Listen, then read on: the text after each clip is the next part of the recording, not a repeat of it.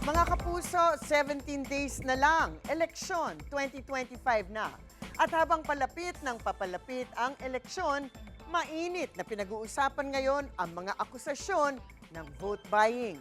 May mga kandidato na ngang inisyuhan ng show cause order dahil dito.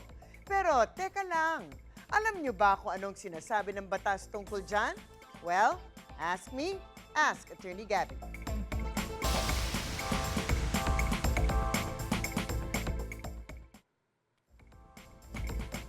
Attorney, ano ba talaga ang sinasabi ng batas tungkol sa vote buying? Pati ba yung botante tumanggap ng pera o suhol ay maaari ring managot?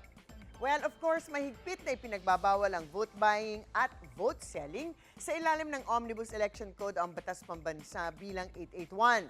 Bawal na bawal ito, lalo na nga tulad ng panahon, painit ng painit ang pangangampanya. Bawal na bilhin ang boto ng mga botante natin at ang vote buying, actually, hindi lamang pagbili ng boto na gamit ang pera. Ayon sa COMELEC, maraming paraan para makuha ang boto na yan. Ito ang mga example, maaaring mga gift bag, mga ayuda, groceries, yung mga health at insurance cards na may kasamang sample ballot o yung mukha ng kandidato.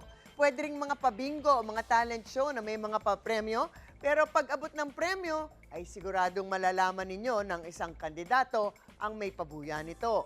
Maaari rin ang mga medical mission o feeding program na nakabalandra ang pangalan ng kandidato. Sasabihin ninyo, ano naman ang masama rito? Well, kasi pangangampanya lamang yan at isang way of buying a vote.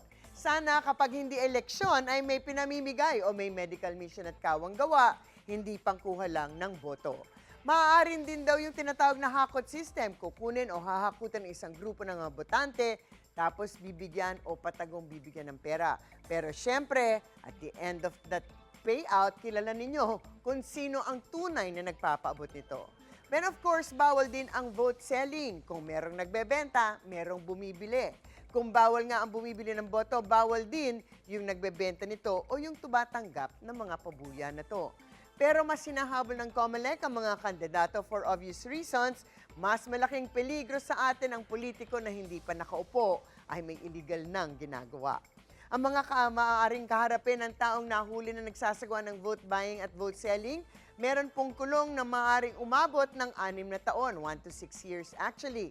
May disqualification naman na aabutin ang kandidatong mahilig mag-shopping ng boto. At maaaring kayong tanggalan ng karapatan na bumoto na actually yan na lang talaga ang tanging sandata natin para naman maka-elect tayo ng mga opisyal na talagang magsisilbi sa atin at hindi, sabi nga nila, iba ang ginagawa pag nakalukluk na sa posisyon. So use your votes wisely, 70 days na lang. Mga usaping batas, bibigyan po nating linaw para sa kapayapaan ng pag-iisip. Alam nyo na, huwag magdalawang isip. Ask me, ask Attorney Gabby. Ikaw, hindi ka pa nakasubscribe sa GMA Public Affairs YouTube channel? Bakit? Mag-subscribe ka na, dali na, para laging una ka sa mga latest kwento at balita. I-follow mo na rin ang official social media pages ng Unang Hirit. Salamat, Kapuso.